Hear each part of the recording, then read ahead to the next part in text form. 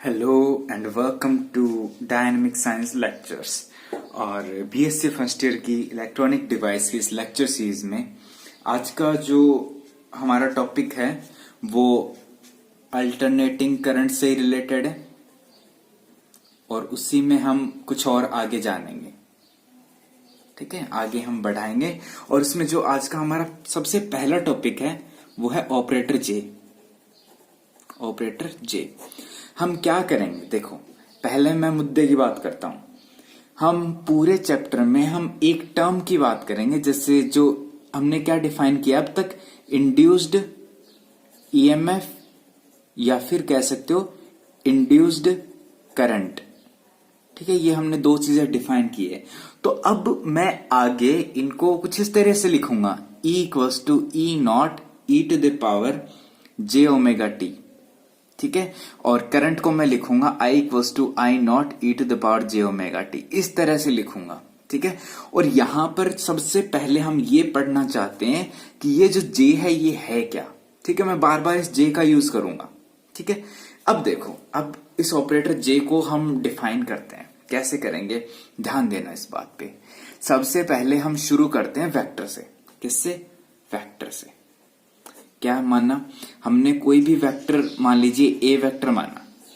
ठीक है, कोई भी ए वेक्टर, कैसे हम उसको डिफाइन कैसे करेंगे, मान लो कि वो सिर्फ वन डायमेंशनल है। ठीक है, तो कुछ इस तरह से डिफाइन कर दिया हमने।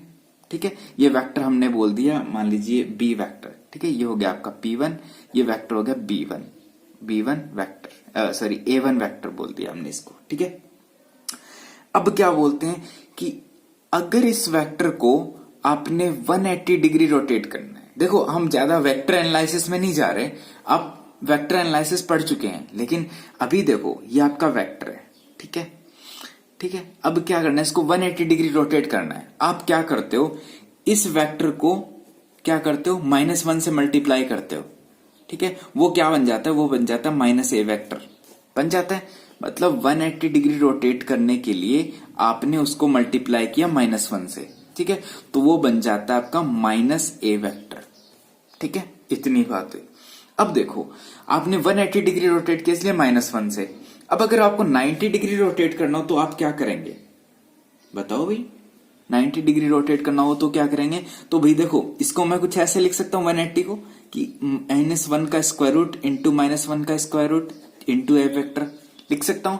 इसका मतलब क्या है, अगर इफ 90 डिग्री रोटेटेड, अब रोटेट कैसे कर रहे हैं हम, इसको एंटी क्लॉकवाइज रोटेट कर रहे हैं, ध्यान रखना।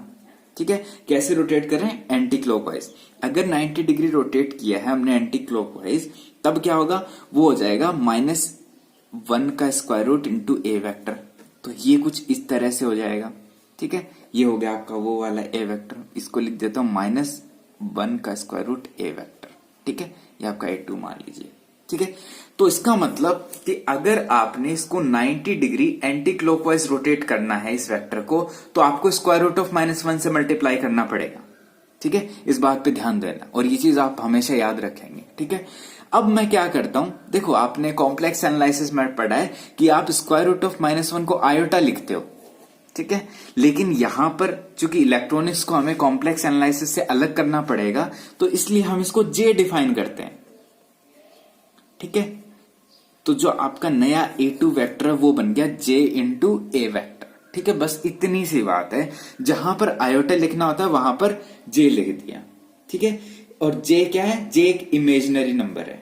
ठीक है, बस इतनी बात हुई। अब हम डिफाइन करते हैं हमारे कॉम्प्लेक्स नंबर। ठीक है, क्या डिफाइन करते हैं, हमारे कॉम्प्लेक्स नंबर। कॉम्प्लेक्स नंबर क्या होते हैं, कोई भी आप रियल नंबर लेते हो। ठीक है, कोई भी मान लीजिए आप रियल नंबर ए ले लिया, उसमें से आप एक कॉम्प्लेक्स नंबर या तो सब्ट्रैक्ट करते हो या फिर ऐड करते हो, प्लस माइनस आयोटा बी। ठीक है, तो वो क्या बनता है, कॉम्प्लेक्स नंबर, सीधी सी बात है। अब इसको डिफाइन करने के लिए मान लीजिए आपने कॉम्प्लेक्स नंबर ये आपने एज्यूम किया है ए प्लस आयोटा बी। अब आपने इसको डिफाइन करना है। ठीक है, धीरे धीरे हम हमारे टॉपिक पे आ जाएंगे, देखना। अब देखो इसमें क्या होता है, ये आपका रियल एक्सिस होता है, ये आपका इमेजिनरी एक्सिस होता है। ठीक है। और मान लीजिए आपने इस वेक्टर को डिफाइन करना है, तो ये हो गया वेक्टर, सीधा कर दो भाई, ठीक है, ये हो गया वेक्टर। ये क्या हो गया इसका, ये जो वेक्टर की लेंथ होगी वो क्या होगा, z, मतलब इसका मोड, z का मोड, ठीक है, ये इसकी लेंथ हो जाएगी। ये मान लीजिए पॉइंट हमने OC मान लिया वेक्टर, ठीक है। और ये क्या होगा, ये मान लीजिए एक एंगल क्रिएट करता है थीटा, ठीक है, ये हम बाद में देखेंगे क्या थीटा है क्या नहीं है, ठीक है। अब क्या बताते हैं, अब इस वेक्टर को आपने क्या करना है, 180 डिग्री रोटेट करना है। क्या करेंगे आप, मान लीजिए वो नया वेक्टर हो गया आपका Z1, ठीक है। अब Z1 को 180 डिग्री रोटेट करना है, ठीक है। चलो 180 छोड़ो, पहले 90 करते हैं। 90 करेंगे तो इसके लिए क्या करना है, हमने देखा था J से मल्टीप्लाई करना है, कर दो भाई। तो J1 क्या हो जाएगा, J इंटू Z क्या आ जाएगा, JA प्लस आयोटा B, ठीक है। तो जो नया वेक्टर हो जाएगा वो हो जाएगा आपका कुछ इस तरह से, ठीक है, ये हो जाएगा 90 डिग्री का एंगल, ठीक है, ये होगा D। अब देखो अगर आपको 90 डिग्री, ये तो हमने एंटी क्लॉकवाइज किया है, ठीक है। अब आपने क्लॉकवाइज करना हो कुछ इस तरह से, ठीक है, तब आप क्या करेंगे, -J से मल्टीप्लाई कर दो, तो जो Z2 हो जाएगा वो हो जाएगा -JZ, ठीक है, सीधी सी बात है। और ये हो जाएगा आपका -J into A plus JB, सीधी सी बात है, समझ गए, बस इतनी सी कहानी है। अगर आपको 90 डिग्री एंटी क्लॉकवाइज करना है तो J से मल्टीप्लाई कर दो, और 90 डिग्री क्लॉकवाइज करना है तो -J से, इतनी बात हुई। अब देखो इसको, ये कौन सा है, ये प्लेन, आपका प्लेन पोलर इसमें है, कार्टेशियन कोऑर्डिनेट में है, ठीक है। अब इसको हम प्लेन पोलर कोऑर्डिनेट में भी लिख सकते हैं। वो कैसे लिखेंगे, वो कुछ इस तरह से लिखते हैं। ये मान लीजिए O है, ये मान लीजिए आपका X है, ये मान लीजिए Y है, ठीक है। इसमें हम क्या करते हैं, मान लीजिए आपने A को कुछ इस तरह से डिफाइन किया R cos थीटा, ठीक है, और B को आपने डिफाइन किया R sin थीटा। ध्यान देते जाइए, बहुत आसान है, ठीक है। अब Z क्या हो जाएगा, Z हो जाएगा A प्लस आयोटा B, ठीक है। आपको पोलर कोऑर्डिनेट में कुछ इस तरह से डिफाइन करना होता है, ठीक है। ये क्या हो जाएगा, A प्लस आयोटा B, ये क्या बन जाएगा आपका R cos theta plus R into J sine theta, ठीक है। यहां से आप R कॉमन ले सकते। अब देखो यहां पर कौन सी रियल है कौन सी इमेजिनरी टर्म है, ये तो रियल टर्म है और ये आपकी इमेजिनरी टर्म, ठीक है, मतलब J आप बाहर ले लो, J बाहर ले लो, तो ये क्या होगी, ये इमेजिनरी टर्म होगी, ठीक है। तो R क्या हो गया, सॉरी ये क्या बन गया, कोस theta plus J sine theta, ठीक है। इसको मैं किस तरह से डिफाइन कर दूं, इसको मैं लिख दूं R e to the power J theta, ठीक है, इस तरह से लिख सकते हैं मैं इसको। तो यहां से e to the power J theta क्या हो जाएगा, वो हो जाएगा cos theta plus J sine theta, इतनी बात हुई, ठीक है। यहां से आपका R क्या बन जाएगा, R क्या हो जाएगा, R हो जाएगा आपका square root of A square plus B square. देखो ये एक एक चीज आपके आगे काम आने वाली है, इसीलिए मैं आपको पॉइंट टू पॉइंट बता रहा हूं, ठीक है। R इस तरह से डिफाइन कर दिया, ठीक है। और जो आपका थीटा हो जाएगा वो हो जाएगा tan inverse B upon A, ठीक है। अब देखो, अब मैं क्या बता रहा हूं, जो हमने करंट अब तक डिफाइन की थी, कैसे की थी, I equals to I naught sine omega t plus five, इस तरह से डिफाइन की थी हमने, ठीक है। अब हम इसको इस वाले पोलर कोऑर्डिनेट में डिफाइन करने जा रहे हैं। ये आपकी करंट थी। अब मैं इसको कैसे लिख सकता हूं कि ये क्या है, एक इमेजिनरी पार्ट है। देखो इसमें आपका इमेजिनरी पार्ट कौन सा था, साइन वाला, तो ये एक इमेजिनरी पार्ट है। इसको मैं डिफाइन कैसे कर सकता हूं, इमेजिनरी पार्ट ऑफ किसका, I naught e to the power J omega t plus five, सही है। देखो आप इसको खोलोगे तो ये क्या आएगा, ये आएगा आपका I not cos omega t plus five plus J sign omega t plus five, ठीक है। अगर आप इसको खोलते हो तो तब देखो रियल पार्ट कौन सा है, ये वाला, और इमेजिनरी पार्ट कौन सा है, ये वाला। अब देखो मैं क्या लिख रहा हूं, इमेजिनरी पार्ट ऑफ इसका, तो इसका मतलब ये तो आप काट दो, तो बचा क्या, I naught sine omega t plus five, वो क्या हो गया, ये हो गया।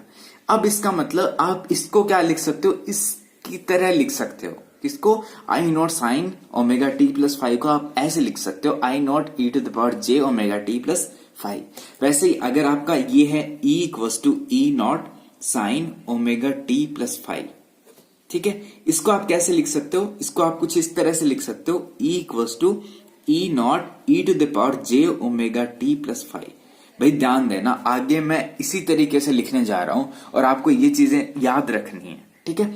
अब अगर इसको हम इस प्लेन में डिफाइन करें, इस पोलर कोऑर्डिनेट में डिफाइन करें, तो हम एक वेक्टर से डिनोट करेंगे इसको, ठीक है, एक वेक्टर से डिफाइन करेंगे जिसका मैग्नीट्यूड क्या होगा, ये ई नॉट, ठीक है, इसका मैक्सिमम इस वेक्टर का मैग्नीट्यूड क्या होगा, ई नॉट, जो इस ईएमएफ का पीक वैल्यू है, ठीक है। और ये वाला एंगल क्या हो जाएगा, ये हो जाएगा ओमेगा टी प्लस फाइव, ठीक है, ये एंगल ये हो गया। बस इस तरह से डिफाइन कर दिया हमने।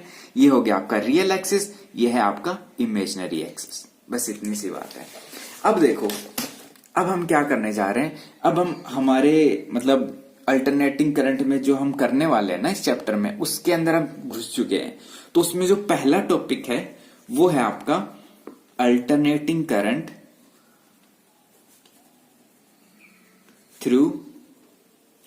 विद रेजिस्टेंस ओनली, ठीक है। हम क्या करेंगे, सबसे पहले एक रेजिस्टेंस लेंगे, ठीक है, और उससे कनेक्ट कर देंगे हमारा अल्टरनेटिंग करंट का सोर्स। बस इतना ही काम करना है आपने, एक आर लेना है और एक अल्टरनेटिंग करंट का सोर्स लेना है जिसका ईएमएफ क्या हो जाएगा, ई नॉट, क्या क्या डिफाइन किया था हमने, साइन ओमेगा टी डिफाइन किया था ना। अब हम उसको क्या लिख सकते हैं, e naught e to the power j omega t लिख सकते हैं ना, ठीक है। बस इतनी सी बात है। अब देखो ये क्या हो गया, ये आपके इक्वल है e naught sine omega T, इसके इक्वल है, ठीक है। हाँ, अब देखो हम अल्टरनेट इसका, ये जो हमने अल्टरनेटिंग करंट का सोर्स लिया है ना, जिसका ईएमएफ क्या हो गया, ये हो गया, इतनी बात हुई। अब मैं क्या बोल रहा हूं, अब मैं ये कह रहा हूं, यहां देखो ई क्या हो गया, e naught e to the power j omega t, ठीक है। अब करंट एट एनी इंस्टेंट, अब देखो जैसे ही आपने इस वोल्टेज सोर्स को या फिर कह सकते हो अल्टरनेटिंग करंट सोर्स को आपने इस सर्किट में जैसे ही लगाया, तो इसमें क्या हो गई, एक करंट फ्लो हो गई आई, ठीक है। वो भी करंट क्या होगी, एक अल्टरनेटिंग करंट होगी। तो भाई अब आई कैसे डिफाइन होगा, आई डिफाइन होगा, आई क्या होता है, V अपॉन आर, यही तो होता है। यहां V क्या है, e naught e to the power j omega t upon इसका रेजिस्टेंस R। अब मैं क्या कर देता हूं, इसको एक आई नॉट से डिफाइन कर देता हूं। यहां से आई क्या हो गया, I naught e to the power j omega t, ठीक है। जहां पर आई नॉट क्या हो गया, ई नॉट अपॉन आर, ये मैंने डिफाइन कर दिया, ठीक है। अब देखो, अब मैं प्लॉट बना दूं, प्लॉट कैसा होगा, देखो प्लॉट कुछ इस तरह से होगा। देखो आप ईएमएफ का तो हम सीधा सा बना सकते हैं, ये क्या हो गया, पहले तो ई, इधर है आपका टी, क्या है साइन ओमेगा टी, तो वो कुछ इस तरह से हो जाएगा, ठीक है। ये तो हो गया आपका ई का मतलब E equals to E naught sine omega t, इतनी बात हुई। अब देखो आई का क्या हो गया, देखो इसका जो मैक्सिमम एम्पलीट्यूड है वो कितना है, ई नॉट। आई के केस में क्या हो रहा है, वो ई नॉट से कम हो रहा है। जितना आपका रेजिस्टेंस ज्यादा होगा उतना ही जो हम ये जो प्लॉट ड्रॉ करेंगे ना आई का, उतना ही इसका आई नॉट कम होगा, सही है ना। जितना रेजिस्टेंस ज्यादा होगा उतना ही आई नॉट कम होगा। तो अगर हम आई जो करंट है वो हम इस प्लॉट में ड्रॉ करें तो वो कुछ इस तरह से होगा,